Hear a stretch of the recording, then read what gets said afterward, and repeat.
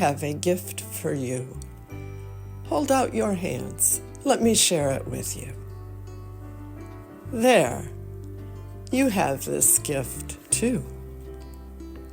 Is it light, joyous, warm? Or is it heavy, dark, and cold? Explore, feel, sense, and see what you can discover about the gift you have in your hands.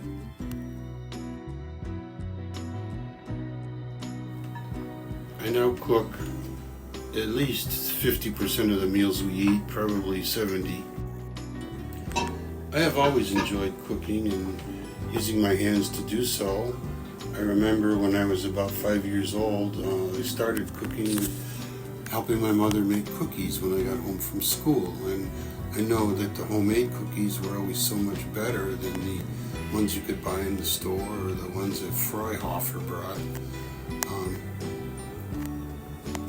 But there was more to it than that. There was love in their cooking, and my mother's help and really brought out, cooking actually brings out your heart, your hands and your heart. You use both of those when you cook. The whole process of making cookies, or actually making anything, is quite an art.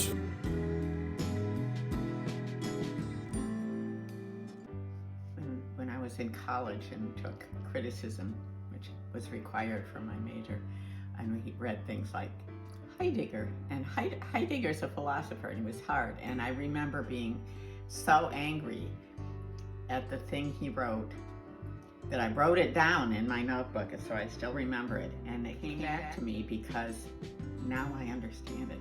And he said, the thing in its thingness thrusts itself into prominence is the basic type of being. And I thought, what does that mean? But in point of fact, the thing in its thingness is what matters to me. And the concepts of, one of the things about technology is it gets so far away from any actual thing that you stop thinking about what would this be, what would this feel like, what would this smell like? Can you touch it? Does your hand go through it? You know, does it die? You lose all that. Everything is just concept. And when I'm making things, I want to know what their texture is, and I want to know how much I can move them and what I can ask them to do. And all of that happens with my hands. Totally happens with my hands.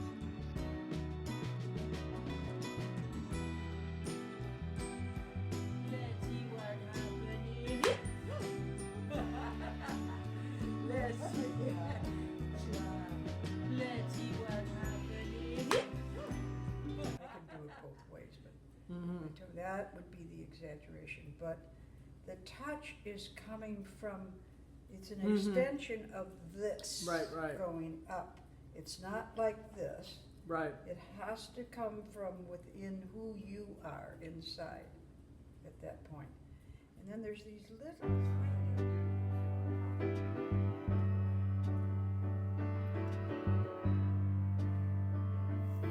I am very grateful that I have been able to work with both children and adults as a Feldenkrais and neuromovement practitioner for over 25 years. I know that as I use my hands to touch, feel, or gently move people, it impacts their whole being. Before beginning each session, I focus and invoke the intention that what we do together be for the highest good and benefit of everyone concerned. People often report that they feel warmth coming from my hands, which I think is a good thing.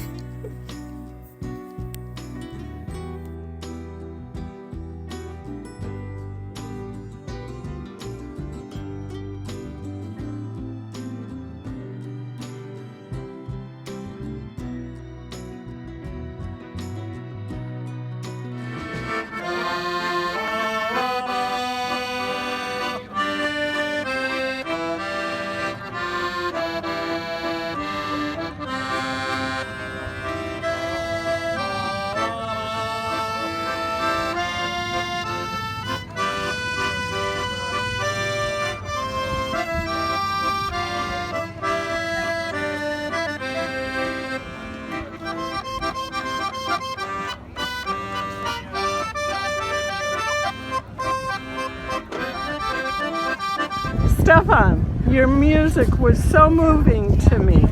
Can you tell me something about the connection between your hands and your music and your heart? So for the last 60 years, me playing music, I started on the piano, I continue on church organs, and now when I'm older, I play piano accordion. I think that because of music, I'm still young, I'm still energetic, and I still love people.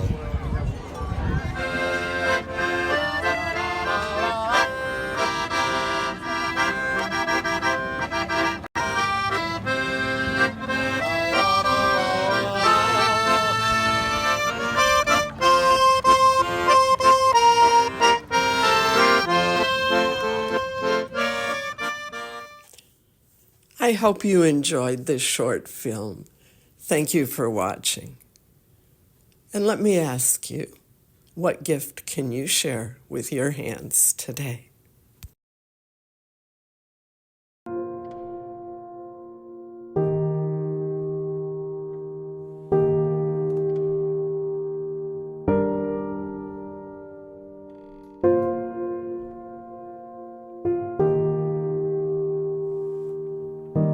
I look down for you in the middle of my pain. I reach down farther, calling out your name. Always I'm searching for a long-lost piece of heart. I sought and found you, like a fire in the deepest parts. I will hold on to you, no matter what comes. I will hold on to you, no matter what comes. No night can last forever, no storm will tear us apart. I will hold on to you, no matter what comes. Good morning. Good morning. How are you? Oh, I'm just fine, and you? I'm so fine. You know who I am? No, I don't. I'm Barbara, your daughter. You ain't not my daughter. I'm not. You're not my daughter. Who is your daughter? You not. What's your daughter's name? I ain't gonna tell you. What's your name? I ain't gonna tell you. Ain't your name Luneta? Yeah. I am Luneta's daughter, Barbara, and I have benefited from her light. It is indeed a blessing to have a praying mother. My mother has lived a long, very long and productive life, being 96 years old. She's seen some things and she's done some things. She's been through some things. It's been the goodness and grace of God that has carried her through. She got saved at an early age and has been on fire for the Lord all of her life. Unfortunately, the disease of dementia has robbed her of many of those memories. She's one tough cookie. Still, she has memories. It's just spotty and inconsistent. Most days she knows who I am. She might call me by her sister's name, but she knows I'm her daughter. Her most difficult times are first thing in the morning and as the sun goes down in the evening. What is dementia? Dementia is a terrible disease for the patient and for the family. Life becomes a day-to-day struggle with uncertainty and loss. Activities that could be done yesterday or today may not be capable or possible tomorrow. It's a progressive disease that gets worse over time. Eventually, it takes away the very essence of who a person is, or rather who they were. People often speak of dementia and Alzheimer's in the same sentence. And although they overlap, dementia is the word to capture many illnesses where memory is impaired. Alzheimer's is just one of those illnesses. According to the Alzheimer's Association, in 2024, almost 7 million Americans aged 65 and older experience Alzheimer's. That's about 1 in 9 people. 2/3 of those people are women. And older Black Americans are about twice as likely to have Alzheimer's or some other form of dementia, twice as likely as older white Americans. I never, ever thought that my mother would experience dementia. Because she is a strong Christian, we thought her end of life would be easy. God never promised us a rose garden, but he did promise to be with us through good and bad times. These have been challenging times, but it has served to strengthen our faith, especially knowing that God promised that he who began a good work in us is faithful to perform that good work until the end. And I'd say that it proves just how tough my mother is. Let me tell you about my mother. She's been tough and strong and brave all of her life. And from a young age, she made it clear she was determined to live a long life. She grew up in Arkansas, the second child of 11 children. Her mom prayed and her father provided. Luneta was always curious and adventurous. My mother told me several stories of how close she thought she came to death. Her curious nature took over. She continued to tease and taunt the mouse, and she enticed the mouse into a lead pipe, which she promptly put her hands over each end of the pipe. Needless to say, the mouse bit her. She became hysterical and insisted that her family return home immediately. Her thought process, if I've got to die, I want to die at home. Well, needless to say, her family had quite a laugh after that one. Curious nature continued to rule her as a child. She loved to hunt and fish, and she would venture off from the family home and go down to what they call the Loder Bottom, which was the other side, a thicket on the other side of a creek, which in the morning when she came through was just a trickle of water. But in the evening when she finished her hunting, the water was a rapid, and she had to cross from one side to the other on a log and had to balance herself on this log. If she had fallen in, she would have surely died. The third story that she tells me about is how she was out in the thicket once. She ran into a red fox that had rabies. She immediately turned around and began running her home, screaming at the top of her lungs, "Mama, Mama!" And her mother met her on the porch with an axe in hand and chopped the red fox down the middle of his head, killing him dead on the spot. Well, I suppose God had other plans for my mother, because she surely surpassed those incidents and continues to meet every challenge that's been put in front of her. As a young woman, she wanted to be a model. She found herself to be very stylish, and she loved to pose. Her family discouraged her, though, because they said at 5 feet 2 inches, "Luneta, you're too short." Well, she finally accepted it, got married, had 2 children. Eventually they divorced, and she became a single mother, which had many challenges. Mom worked very hard as a custodian in the Gary Public School System and a lunchroom matron. She worked 2 jobs to take care of her little family. God blessed her with a home ownership and many cars that she purchased, many of them brand new. She considered herself quite blessed. She became a grandmother and a great-grandmother.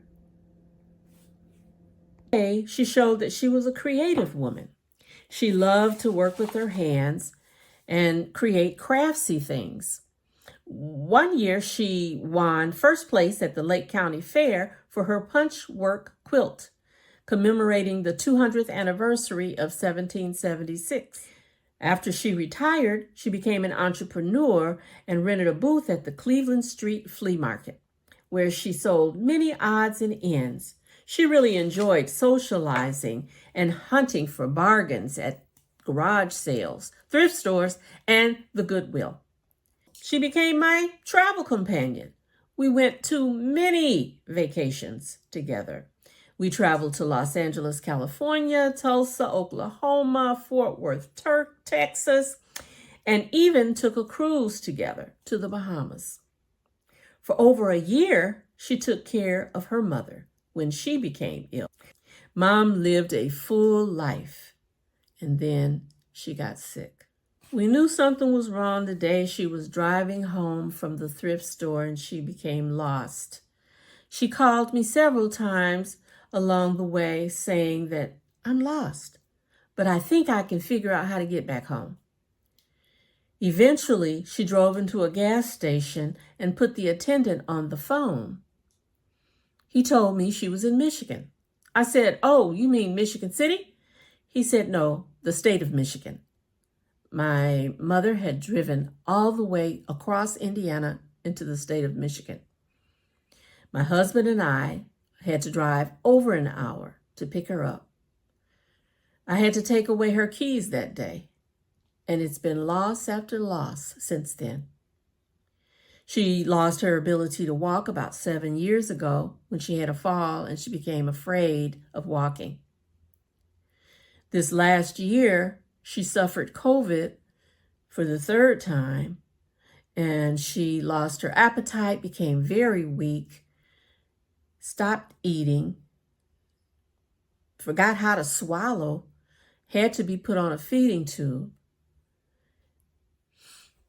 I'd say the hardest part of all of this is a sense of helplessness that I can't take away the emotional distress that my mother experiences. She's had so many different emotions, feelings of despair, discouragement, even depression and anxiety. She's been frustrated. She's been fearful. Oh, so much fearfulness. She's struggling to even put into words what it is she's experiencing and what it is she's feeling. It's very difficult for her to understand why she can't just get up and do things that she used to do. Barbara, I'm restless, trying to make it. Can't save myself. That sounds very hard. Mm-hmm. Everything. Mm. Don't give out now. Mm. Try to sit up a little longer. Mm. Mm. Mm. Who do you think can save you? God. What makes you think he can save you? Because he's the savior for the world. Mm-hmm. Yes, he is. Mm-hmm. Now she is completely bedridden. And her greatest frustration is feeling like she is confined to her bedroom, confined to her bed, which there's not a whole lot that I can do about that. But our faith is strong, And we realize that God is not finished with her yet. When he's done, the sun will set on her life. But right now, her light shines brightly for those in her family that see how strong she is. Her light shines brightly as the Lord lightens up every day that she is here on this planet. Such an inspiration to me. God is such a faithful provider for us all. And we thank God for his grace.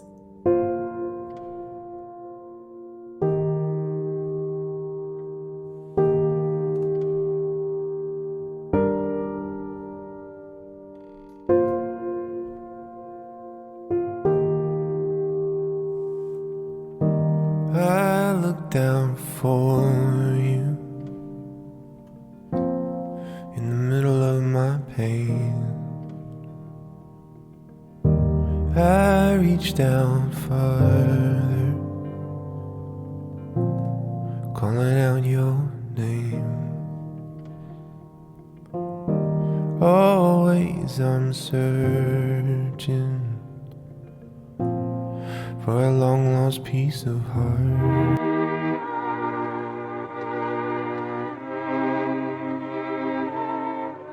I'm Mary Ann Pals. I'm a resident of Chesterton, Indiana here, living within 2 miles of the Indiana Dunes National Park. I am an artist, a professional artist, and I teach classes at 2 local art centers here. And I live during any day of the year where it's nice weather, nice enough to be out hiking. I hike at the Indiana Dunes, both the state park and the national park. And there are so many wonderful places to explore here, not just the beaches. The beaches are wonderful in the summer, but there are so many other parts of the national park that are just so interesting and so different from each other. This is a prairie, an authentic prairie.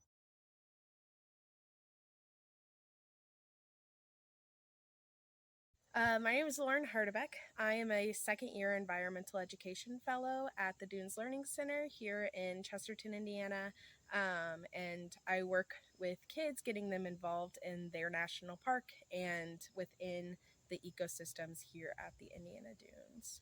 Bog specifically, and most of the Indiana Dunes, we're going to see 5 ecosystems.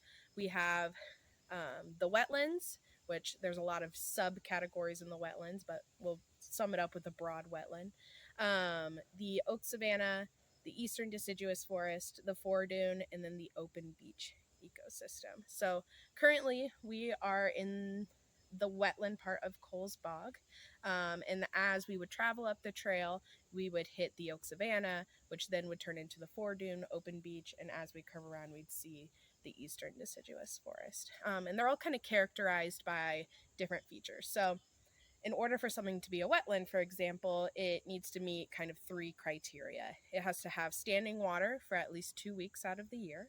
It has to have kind of like a moisture dense soil that's productive for, or in nutrient base, I should say, that's productive for growing things. And it has to have plants that love water. So things like our ferns and jewelweed, that's going to be our plants that love water. Oak savannas are a really cool and very rare ecosystem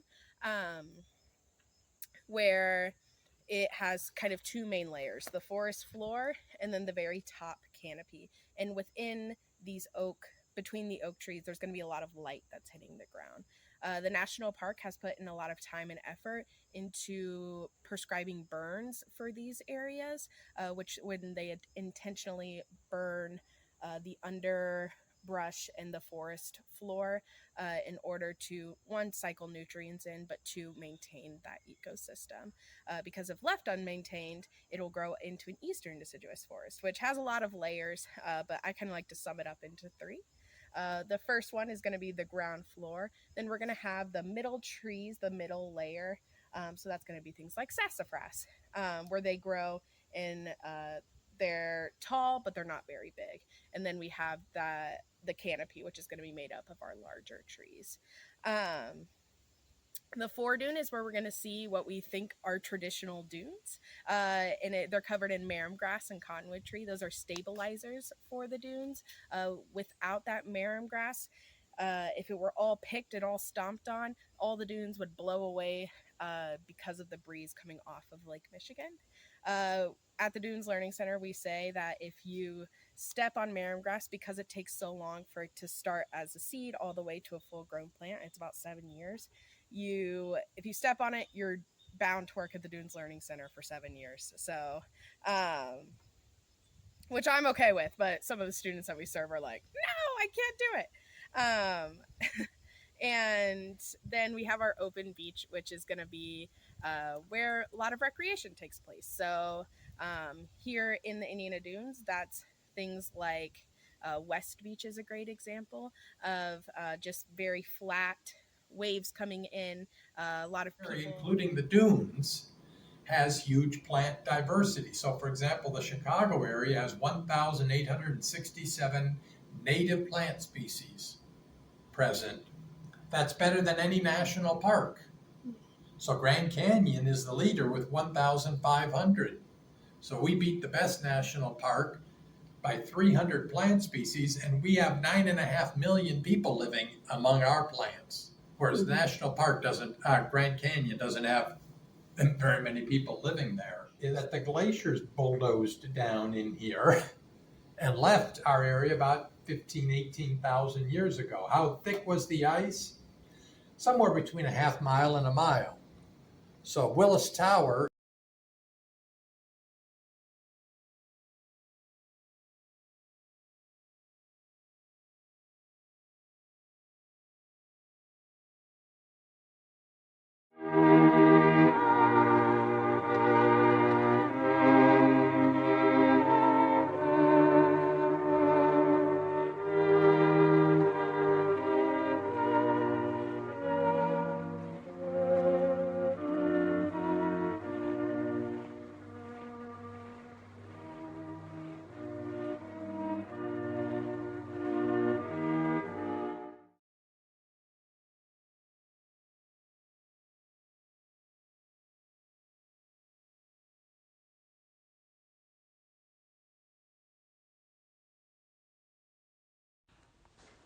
For many long years, an unlikely group of Urban X photographers have been on an uphill battle against time and apathy to save Gary's historic Union Station depot. In Gary, Indiana, there's a landmark train depot named Union Station. It sits just outside the gates of U.S. Steel and the Gary City Hall and the Superior County Court. Between them sits historic 100-year-old Gateway Park and the Gary Land Company, which is the oldest standing structure in Gary. Combined, this area is the most iconic and historic area of the origins of the city of Gary. Within this area, hundreds of historical events have happened, and their stories can be recalled with rich visualization. Shortly after its opening in 1906, U.S. Steel requested that a new big impressive depot be built to service the city and to bring workers to the mill. It was built right beyond the gates by the Lakeshore and Michigan Southern Railway and the Baltimore and Ohio Railroad, the B&O. It opened on July 4th, 1910, transporting people between the East Coast and Chicago by 2 railroad companies. The new depot was magnificent.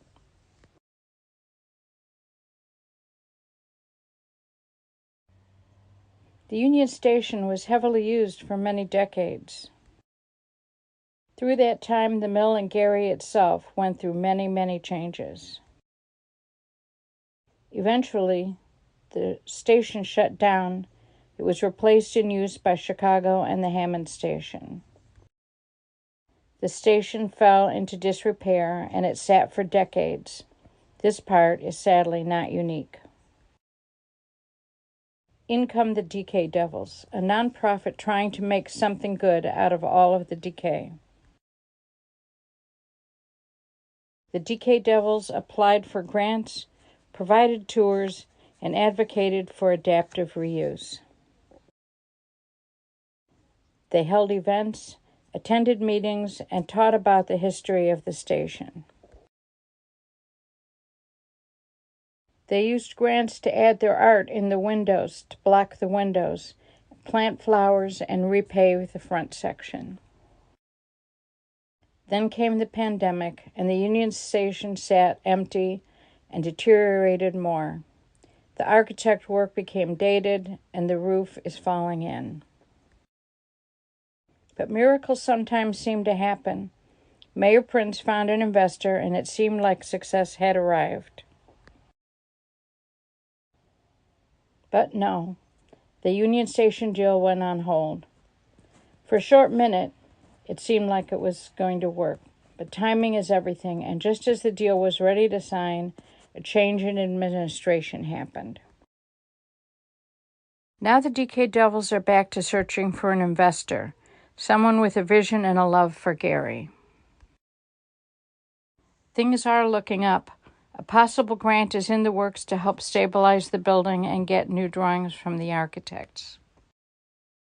In the meantime, Union Station remains just a building standing in front of a city, waiting for somebody with means to love it. To follow along with our journey, please visit the www.dkdevils.org website. You could also attend one of our walking tours. We have art tours, historic building tours, bike tours, markers in the downtown area, and there are several DK Devils events during the year. We look forward to seeing you.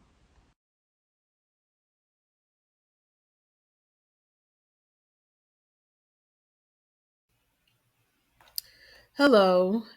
I'm sorry I can't be at the showcase, but I wanted to just say briefly, I chose to do a brief film about quilting because it is one of my most favorite activities.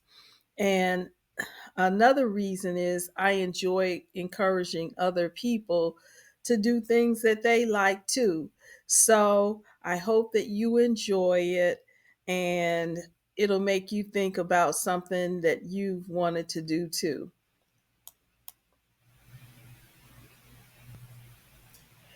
Everyone is familiar with using quilts to stay warm, relax with a book, or dress our beds. I would admit that you may be able to get a quilt like comforter from Walmart for a cheaper price than making one. However, the satisfaction of making one can be priceless. Let me tell you some of the reasons that originally got me interested in quilting and keep me interested. Originally, my mother taught me to sew simple garments. Then, decades later, I learned about a small, rural, poverty stricken Alabama community called G's Bend. Many people there have family members who were former slaves of the Petway plantation, and they still have that as their last name. African American women there had been hand quilting for generations, using old clothes and scraps. They would work together that as their last sewing pieces of fabric together by hand. Several books, videos, and an organization, Souls Grown Deep Foundation, was formed to market their work. According to the New York Times, these quilts are some of the most miraculous works of modern art America has produced. G's Bend quilts constitute a crucial chapter in the history of American art, and today these quilts are in the permanent collections of over 30 leading art museums. Several of the quilters were empowered to start their own Etsy sites and participate in other marketing activities. In 2006, the U.S. Postal Service issued a set of 10 first class stamps featuring G's Benz. Several designer outfits and even Michelle Obama's skirt at the National Portrait Gallery depict the G's Ben quilting style. This 2024 Black History Month, a Target Stores collaboration developed a line of G's Ben inspired items for their national stores.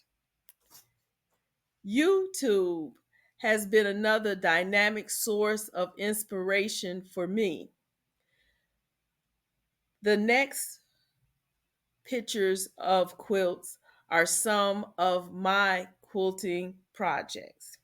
I started quilting about 5 years ago with a lot of breaks. YouTube videos and advice from other quilters at guild meetings or at quilt stores are the next pictures of quilts are some of my quilting projects. I started quilting about 5 years ago with a lot of breaks. YouTube videos and advice from other quilters at guild meetings or at quilt stores are resources where I got my coaching.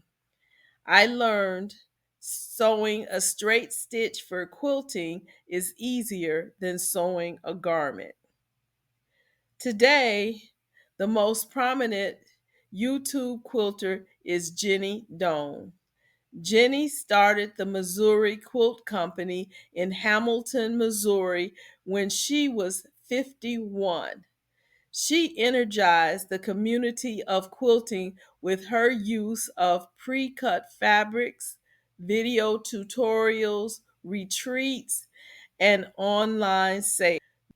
Now, Hamilton, Missouri is referred to as the Disneyland for quilters. They have now over 450 employees and about 837,000 subscribers tune in to watch Dawn's weekly videos on YouTube and other platforms. Most quilters use cotton fabric that is now available in unlimited patterns and colors, as well as a broad range of price points. Most quilt fabric patterns and colors can promote cultural, regional, and ethnic pride.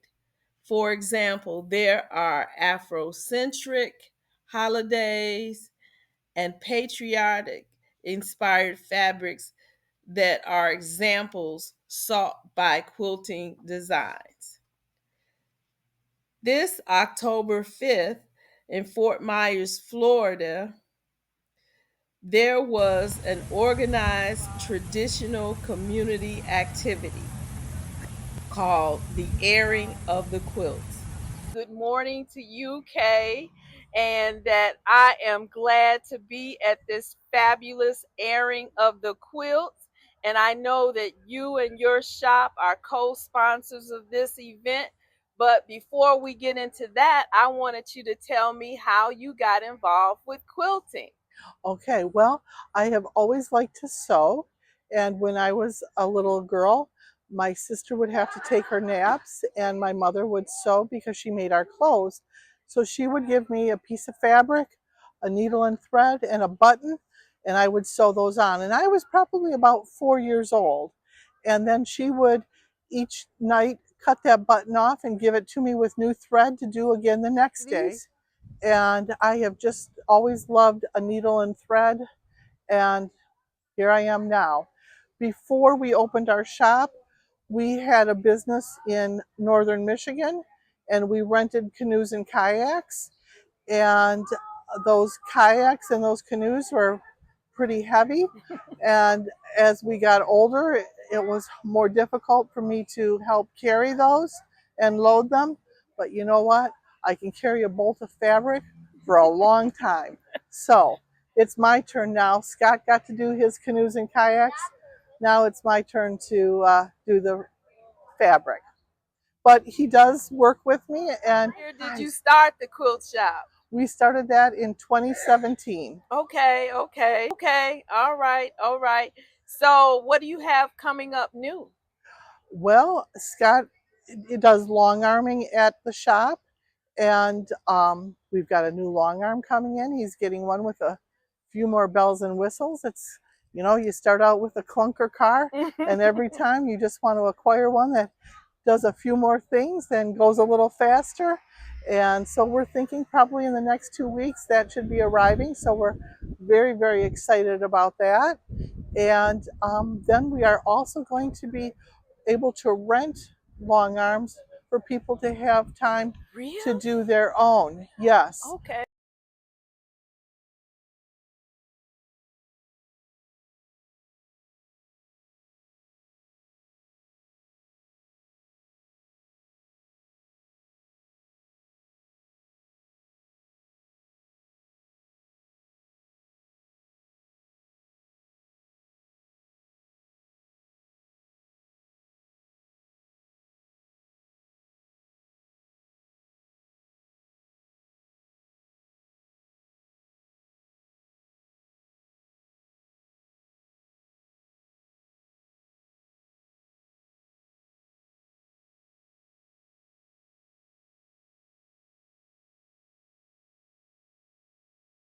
Thank you so much for your cooperation with this process.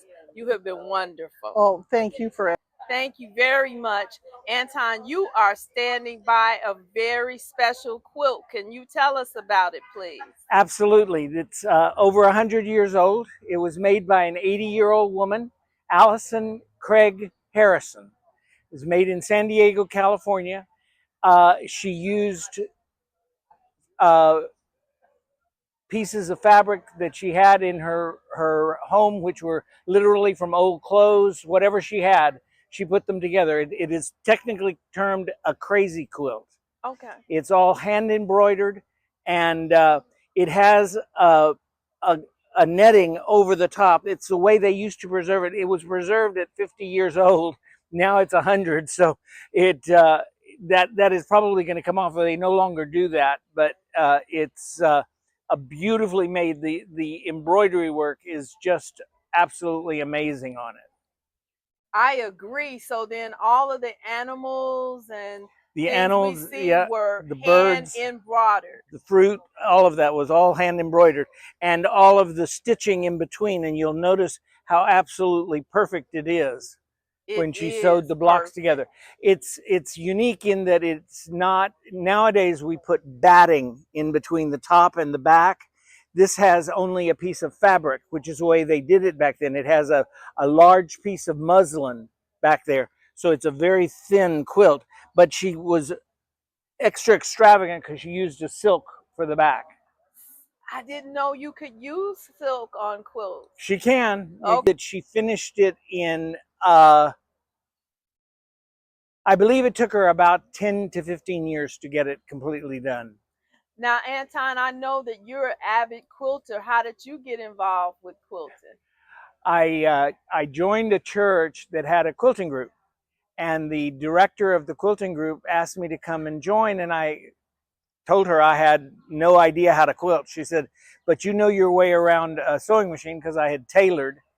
And she said, that's half the battle. The rest I can teach you. So, and I was absolutely hooked. That was 8 years ago, and I've been hooked ever since. Okay, and I know that you play a significant part in the guild too. We do. I head up, me and Tom Johns do the block of the month, which is an educational program. We design one block that everybody does, and then we raffle at the when everybody brings their completed blocks in, we pick one name and they get all the blocks. So they have basically a quilt ready to go at that point, and they can put it together. And some of them turn out pretty nice. I've seen a few of them in shows, so they really turn out really nicely. Thank you so much for sharing this fabulous quilt and for all that you do in the Guild. Thank you. You're welcome. All right, Appreciate then. it. I was thrilled to run into the maker of the quilt that you see behind. And so I just want Sharon to tell me a little bit about what got you interested into quilting. Well, I have some very good friends in my community that are quilters, and I used to sew. I never quilted, and I started quilting about 6 years ago. Oh, yeah. You mean you could come up with something so fantastic in only 6 years of I hobby? take patterns and I make them my own. I add to them. So this is actually a Jacob's ladder pattern, but I've enhanced it with sashing, which is, of course, it's got to go away from me. Okay. Oh, wind's not helping. This is sashing in between the blocks. Okay. And you said earlier that that took you about 25 hours Yes. to make. Absolutely. Okay. What's your favorite part about quilting? It's my happy place. Okay. If I'm having a stressful day, I walk away, I sit at my machine, and I quilt. Okay. Yep, I love it. Now, one of the other things I know that I like about quilting is the community. Yes. And so I think you've already discovered that too. And then my community introduced me to my guild. Yes. Now that I'm part of the guild, and you get so much help. If you have a question with a problem you're having, there's always somebody there that can advise you and help you. Right. Okay. Well, thank you. You're welcome. So now, who are you sharing your gift with now? Well, I've got a new member in our community, and she's learning, so we're kind of helping her. Okay. And she's going to join our guild. And I know that that's how it is with quilters. Somebody helped us, and so then we reach out to help somebody else. Right. Well, during season, we meet on Wednesdays and bring our machines to the hall, and we all work together and catch up on what's going on, and it's fun. Okay. It's a lot of fun. Thank you so much.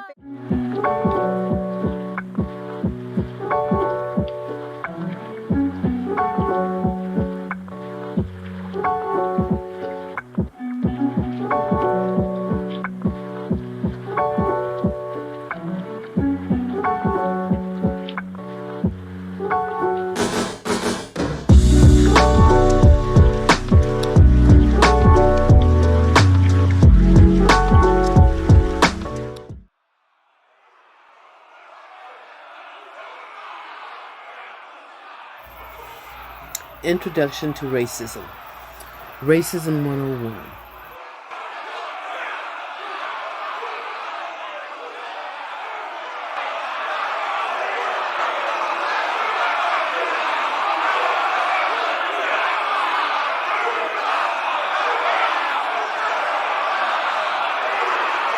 I remember waking up one fall morning. The radio was on, and I was about age 3, where I knew men could be angry and harsh, so I was utterly shocked to hear women shouting such vehement hatred. I asked my mother what was happening, and she said they didn't want a little girl to go to school, and I thought, why didn't they want the little girl to go to school? I had sisters who went to school. They didn't want my sisters to go to school. It is a good thing for little children to go to school. Racism 102. I was 5 years old when my grandmother took me with her when she visited her relatives in Columbus, Georgia. We got on the train at Penn Station in Chicago. After a while, I fell asleep and was awakened by her because we had to change seats. I asked my grandmother why was she waking me up. She didn't answer, and I didn't press the issue.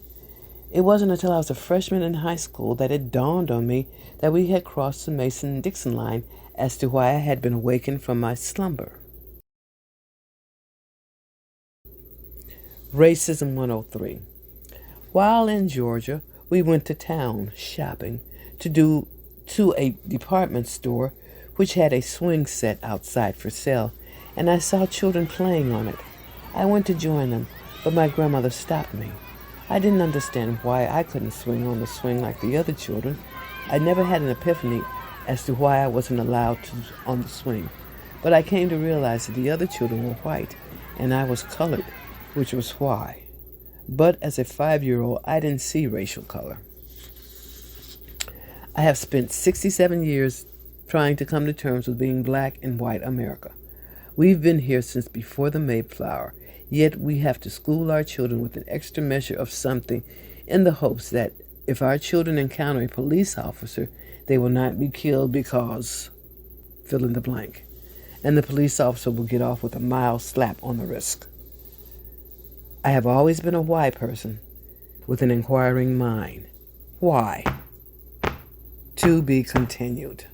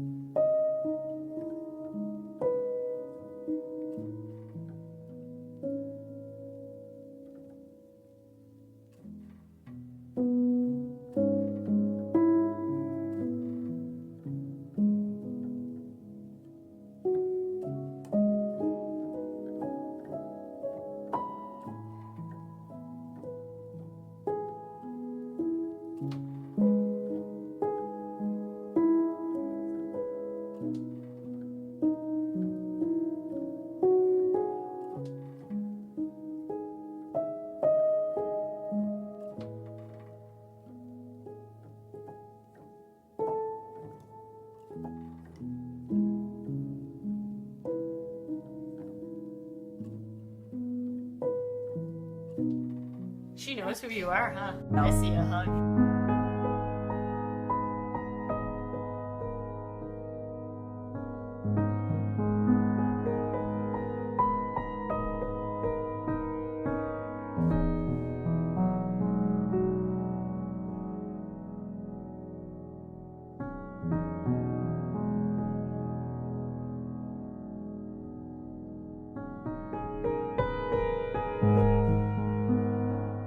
I don't think I really realized what my daughter had done.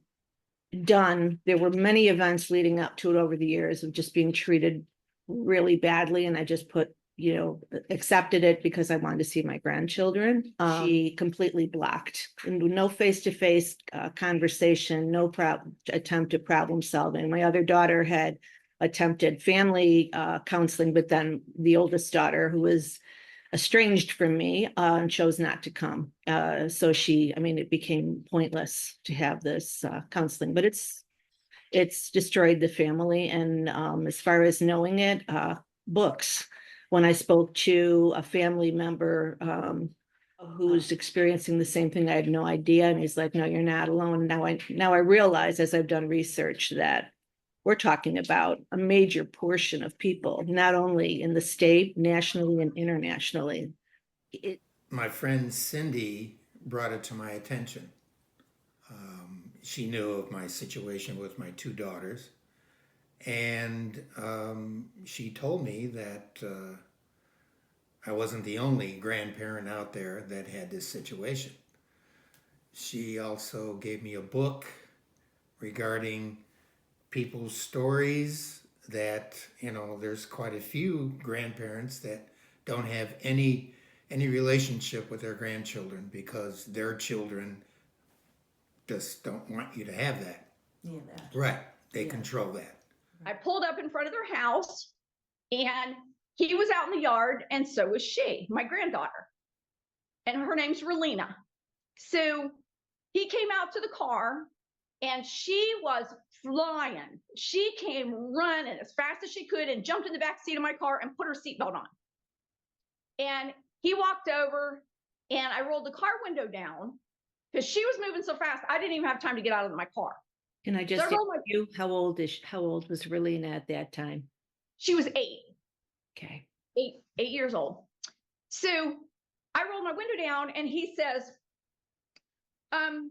Lucy, that's my daughter-in-law. Lucy wants me to ask you, we know it's early, but you are planning to come to Thanksgiving dinner next month at our house, right? And I said, honestly, no, I wasn't. Or whatever. I said, I'll just stay home.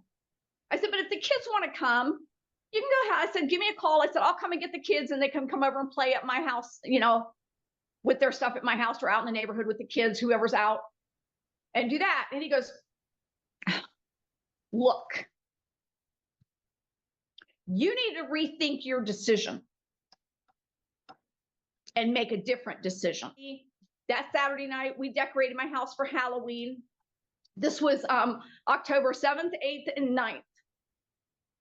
Because October 9th, 2022 was the last time that she and I hung out together. So we hung spider webs and we decorated my house. And on Sunday at 7 o'clock, after I fed her dinner, I took her home because, like I always did. And when we pulled onto their street, he's standing at the end of their driveway like this. Want me to pick you up Tuesday after school? And she's like, yeah. And I'm like, all right. I said, well, then I'll see you on Tuesday after school. And I looked at him and he wasn't saying or doing nothing, just standing there. And she says, love you, Gia. I said, love you too, baby. I'll see you on Tuesday. So she went in the house and he goes, did you rethink your decision about Thanksgiving? I don't think we should do Thanksgiving together this year. He goes, all right, then you go and don't come back. And do not in any way, shape, or form contact me or my family ever again. And go to your house and bring all of her stuff here. And don't ever contact us again. And I laughed. So he says, Ann, he goes, if you try to pick her up from school on Tuesday, I'll have you arrested for attempted kidnapping. And then my son tried to get a restraining order against me. And that was denied.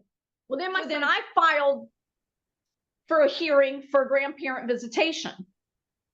So we had to go to a family court evaluator interview, and she peeked around her mom and she goes, a couple times I drove by the bus stop and I'm like, I want her to know that I'm still here. Mm-hmm. So I honked my horn and I would wave at her. Mm-hmm. Yeah. Well, he brought that up in court too, that I have attempted to make contact with her after being told by him not to. But what did the courts think of that? They dismissed my case with prejudice. You had prejudice? Yeah. And we had the initial hearing, and at the initial hearing, the magistrate said that I was to have up to 30 minutes, but he told me, he goes, 8-year-olds, he goes, 30 minutes is a long time to an 8-year-old. He said, but he goes, you can have up to 30 minutes of a video chat with her he goes, once a week.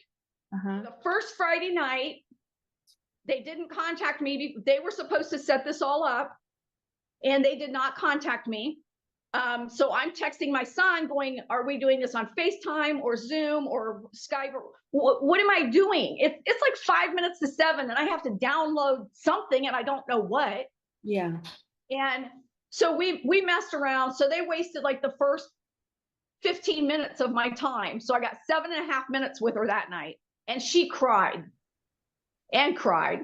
And she told me, she goes, I just don't want you to be mad at me.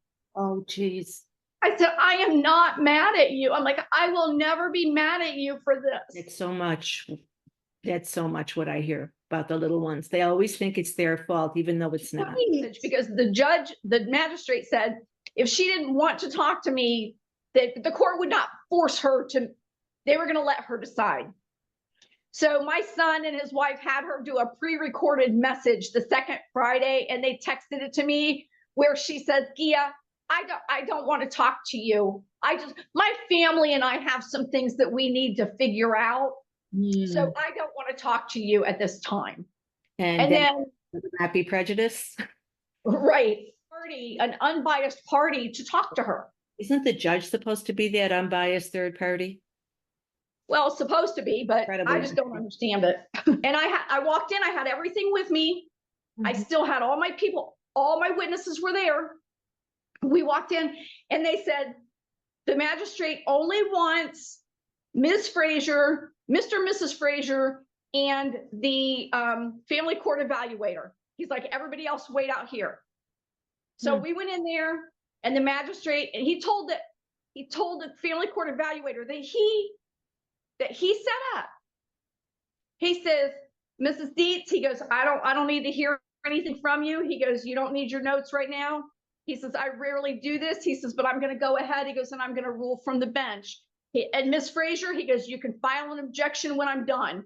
And as soon as he knew that, I knew he was ruling against me. Right, right. And he says, I'm going to dismiss your case. He goes, with prejudice. Okay. He goes, they're married. He goes, yes, I know they got married when she was 4 months old. He goes, but they are married now. He goes, and they've been together the entire time. He says, so he goes, no. So when I left, I filed an objection. Yeah. And I went through, it took them 3 months and they came back and they dismissed my objection with prejudice also. We got shut off with no communication. So did No, everything before Father's Day.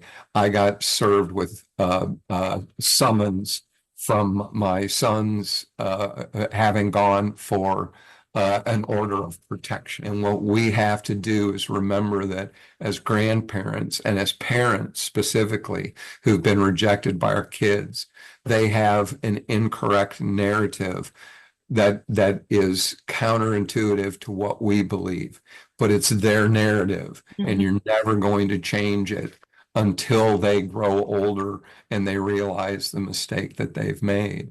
And if they never do, then their disease just has continued. Yes. And how unfortunate that is. But if we can affect state laws, if we can, as Rebecca has said, put this to where you're giving every human being a right to choose.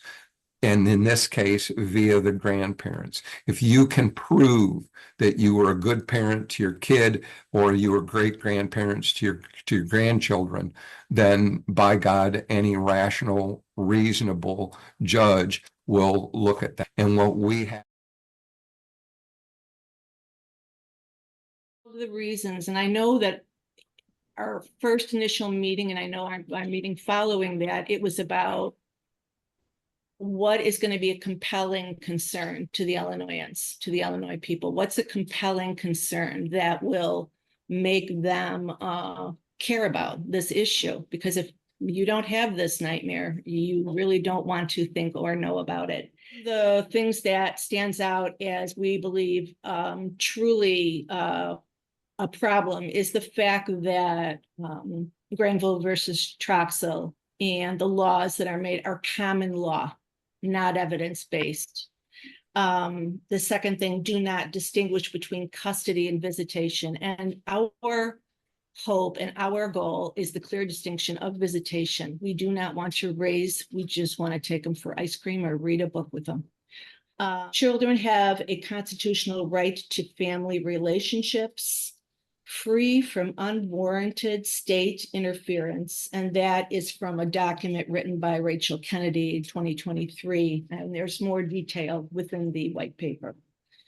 The current statute and case law, Troxel versus Granville, overemphasizes the rights of parents and the assumption that there is no legal mechanism to redistribute rights more equitably to children and grandparents.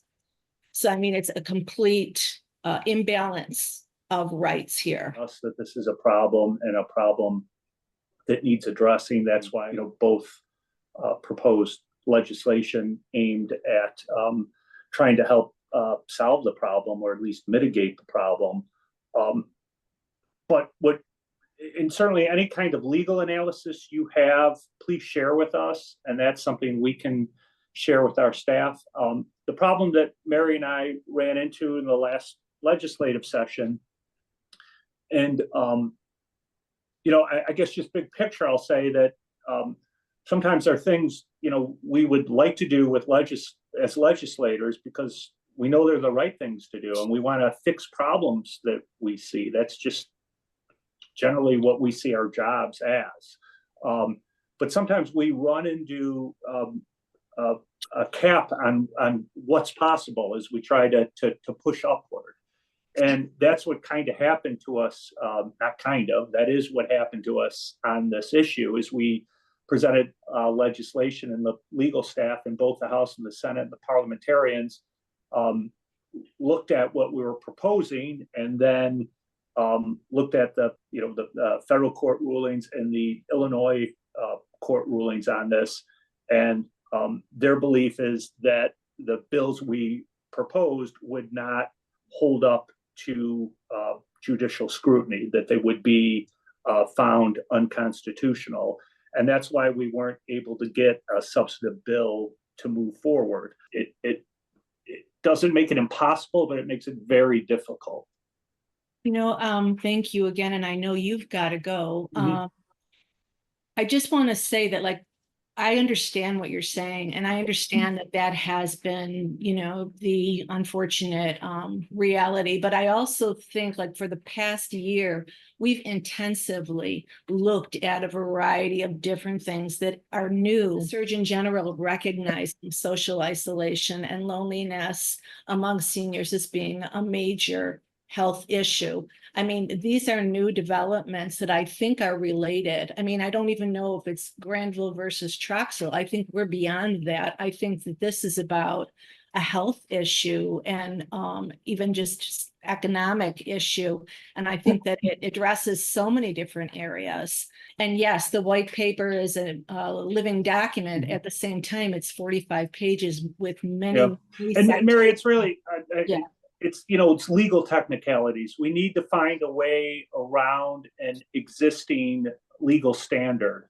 And neither one of us are attorneys, but so even though it's really not a policy question, so you've made several very good policy arguments that are, to me, indisputable, and I agree with 100%. We have a question of getting a bill that can pass and be upheld, meet legal scrutiny. And if the parliamentarian thinks we don't have a bill that fits in that category, we can't call it, no matter how worthy we think it is. It's like, what did the U.S. Supreme Court say about this? What did the Illinois Supreme Court say about this? That's the workaround we have to find. Well, and I actually spoke to Libby Snyder, who is from the Uniform Law Commission, and she said, I says, well, now recently Kansas just passed this. And she said, Kansas chose to have it be just visitation. It had nothing to do with custody. And I said, we don't want custody. We just want visitation. And she said, well, they sat down at a table and they talked about it. And even though it says the custody visitation passed, it's clearly documented that it's only the visitation that has passed. So they were able, and she says, as long as you can sit down at a table and reason with them, and they talk to you about whatever their fears are or whatever. I mean, I'd love to be able to get to that place where we could reasonably and respectfully, okay, this is what we're looking for.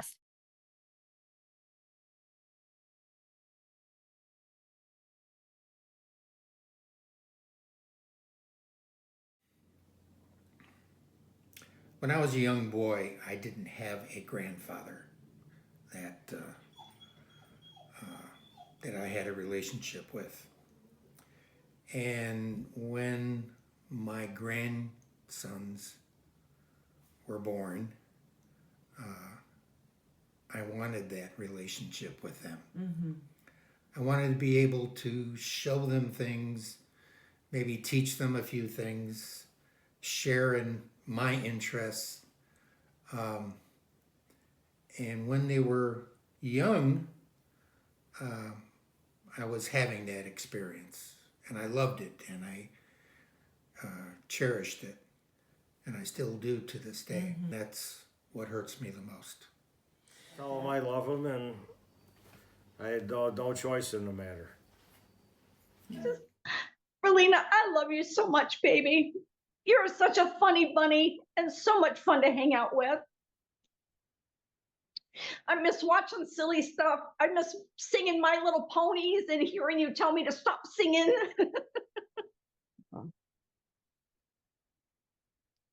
So, but yeah. Elizabeth, thank you so much. We're going to talk again. 3 years, 4 months. Okay. So the kids were 7 and 3. They're now 10, on the way to 11, and going to be 6 very shortly. Yeah. So we've missed 3 Christmases, all of the birthdays, and all of those sorts of things. And devastating without question. Not a day. I don't think about you in 6 years. I miss you all terribly. I hope that you're doing well. I worry. I want you to be happy, and I don't know. I got to step there.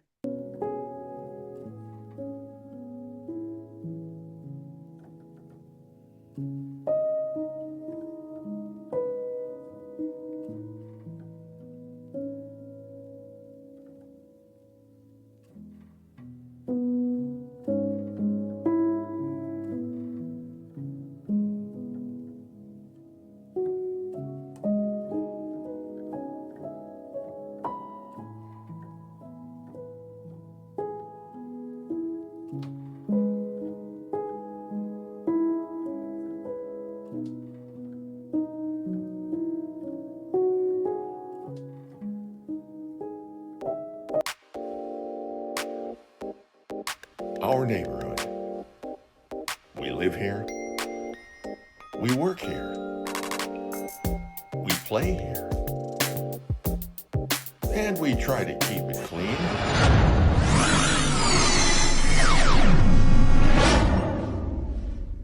For the most part. Keeping our streets, our parks, our playgrounds, and our beaches clean can be a challenge. Members of environmental groups Lark and Wren recently joined up with the Surfrider Foundation to do their part.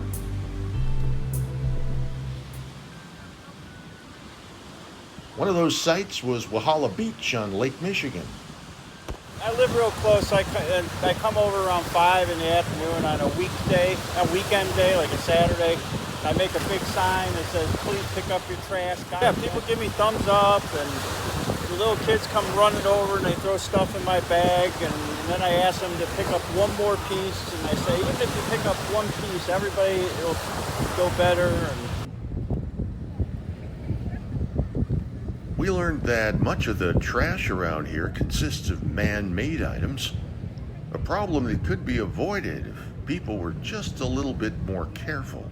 What are you picking up there? It's a plastic piece, high watermark. Pan down here, you can see how high the water has been. What do you think most of this stuff gets out here? People dump it. That's all you can say. You got any advice for people who might want to keep this place clean? Take your trash home. Take everything home with you. Want to keep this place nice for ourselves, for our neighbors, for our visitors? So do we. And we're out here doing our part. Together.